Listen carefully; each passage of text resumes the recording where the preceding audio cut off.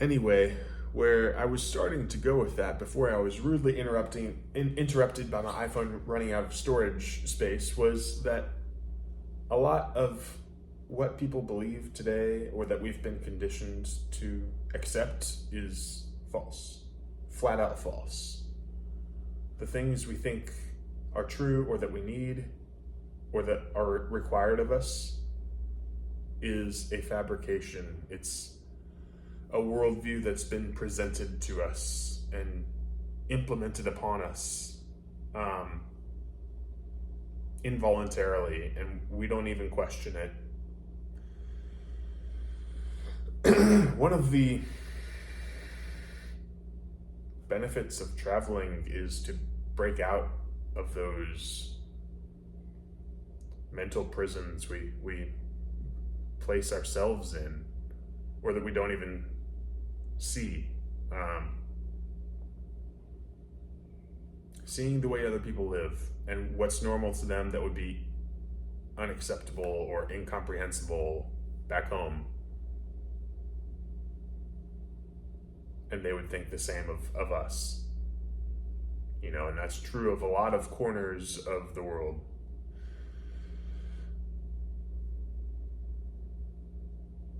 People seek to exercise authority over each other through legitimate channels or means that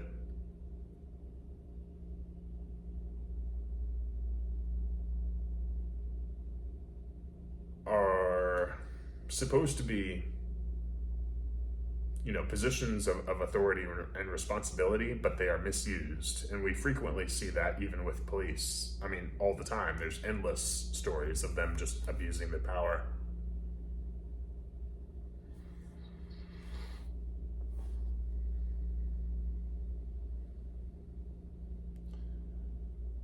So the solution to these things can't be compliance.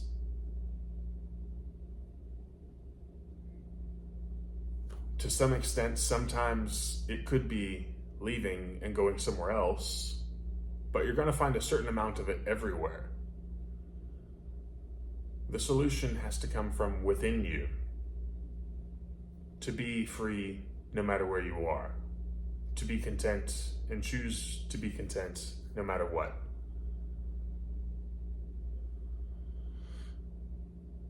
To rid yourself of the things that you think you need, the luxuries, the comforts, the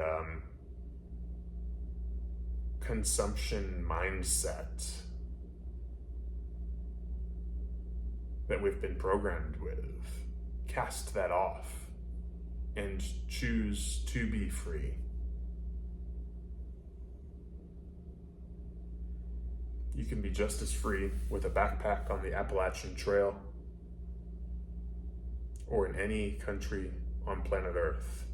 You can go there, travel there, stay as long as the visa will allow you, making use of the exchange rates that are in your favor. You don't have to do anything.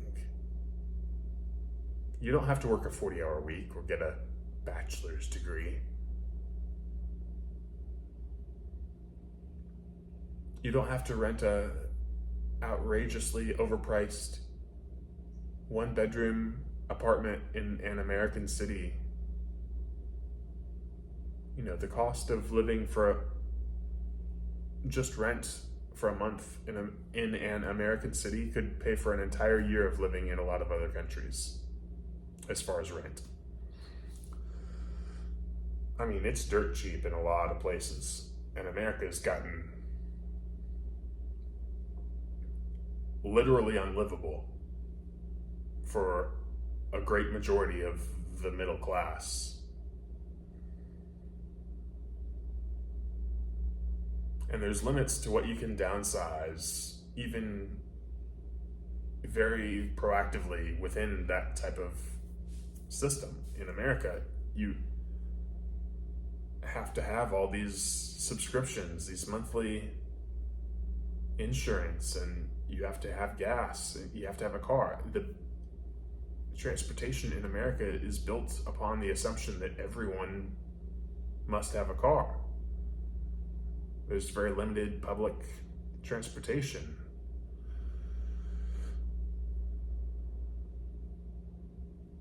Many other countries are structured in such a way that it's expected that you're going to be on foot, and things are built to be pedestrian friendly. In America, if you see someone walking, you think, what's wrong with them? Where's their car? What are you doing? Can you not afford a car? In Mexico, everyone walks everywhere, and when you need a car, you climb aboard a collectivo, a modified, van that carries as many passengers as you can cram in it. I mean, they'll have 15, 20 people just overflowing out of those things. Or hail an Uber you can get across town for less than $5. You can go to the beach for $3. So on the rare occasion that you actually need a vehicle, you don't have to, cough up the vehicle. You don't have to provide the ownership of the vehicle and all of its ongoing expenses for insurance and maintenance and parking and financing, principal and interest. You can be free of all of that in America by going somewhere else that you're treated better. And that's another thing a lot of YouTubers describe is go where you are treated best. And America no longer is that place. And those who believe it to be still are sort of stuck in that old school mindset. For them, that's been their experience, that system has worked. And maybe they've maneuvered early on in their career into a position that reinforced that belief. Or they've had a career with the government or some institution that has given them a livable wage. For many people, though, that is not the case. And increasingly, the wages don't support even a meager existence in America. So people literally are urgently fleeing and seeing where else can I go to make my savings stretch. I mean, if you've got a remote job, you're set. Even the very most basic entry-level remote job will it'll support you very well. Like you can live like a king almost anywhere except America. If you can work for an American company and earn a wage in US dollars. Or if that's not part of your income, then whatever savings you can scrape together, if you can deploy it strategically and earn a yield on it, that can support a sustainable existence in a lot of countries other than the US. The problem with America isn't just the inflation, it's that income has remained stagnant for so long that expenses have doubled and tripled, and when you look at housing, it's off the charts. I mean,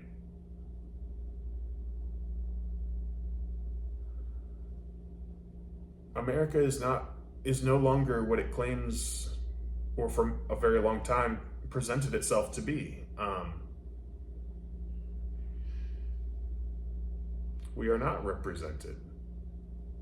We are oppressed. Those who don't see it refuse to see it, or that fortunately for them, it hasn't been their experience. They don't want to see it. They choose not to.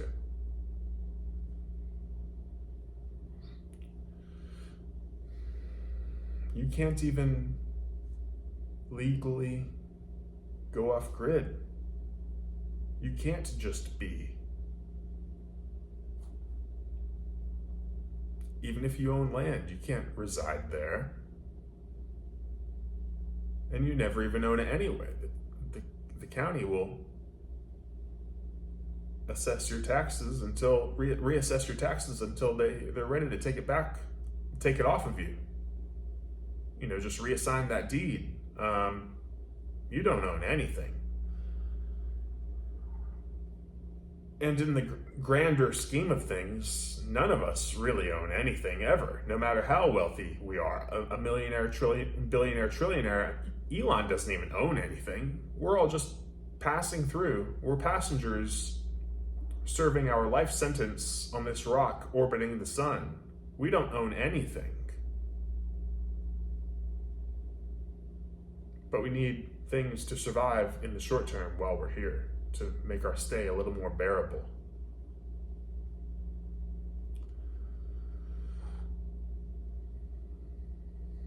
So what we do own is the space between our ears, our choices, our stoicism. And that's about all we own. I forget the philosopher's name, but he was asked by the king, "What can I do for you?" And he said, "Step out of my sunlight. I require nothing from you. Leave me the F alone, period." And in Mexico, that's how it is. I mean, Mexico has the revolutionary spirit that America was founded upon and has now lost. America has become the global empire, oppressing all these other countries, plucking out Maduro,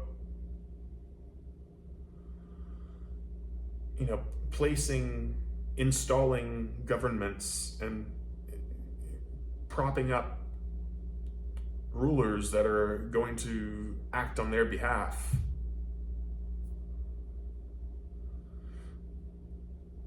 And that's why the populations of those countries resent America. They see what America has done to them more than Americans can, especially any American that works for the military or for the government. They are the beneficiaries of this system, so of course they don't want to see it.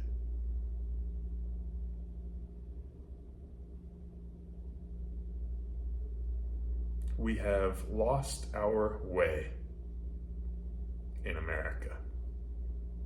It may not be redeemable, except potentially at some point down the road after the collapse, there will be a rebuilding and then a grassroots re-implementation of the things we celebrate. I mean, we have all these revered documents from the 1700s, and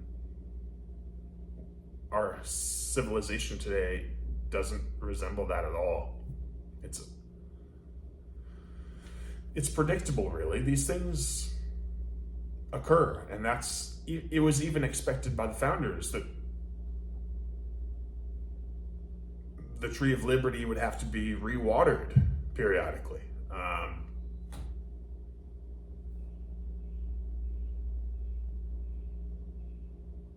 When power is seized, when authority is taken, it's never given back. It's only escalating.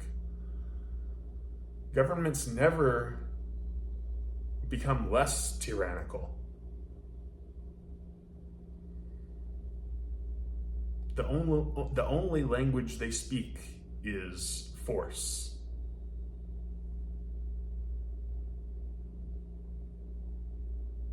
A government worker with a healthy salary, a generous portion from confiscated from their fellow citizens, is never going to relinquish that power or recognize what they're doing.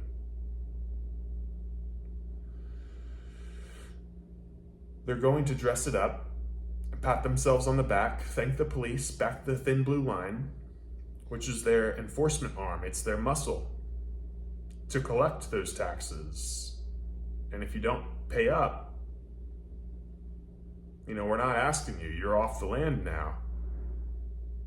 We're taking the house. We're going to sell it at auction. You don't own anything. We own it. in the land of the free. Isn't that something? The local county, has become the modern day redcoats.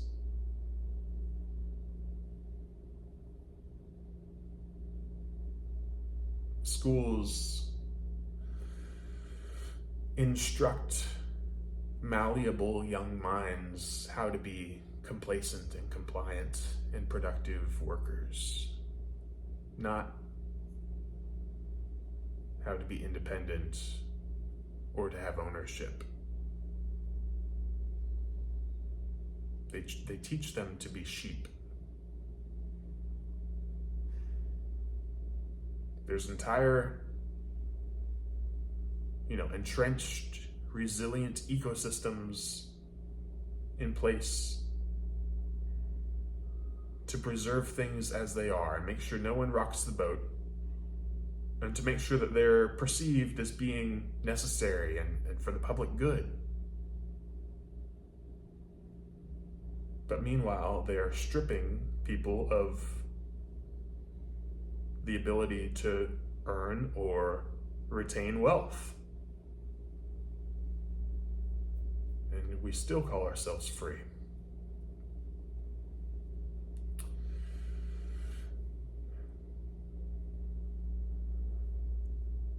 That's about all for now.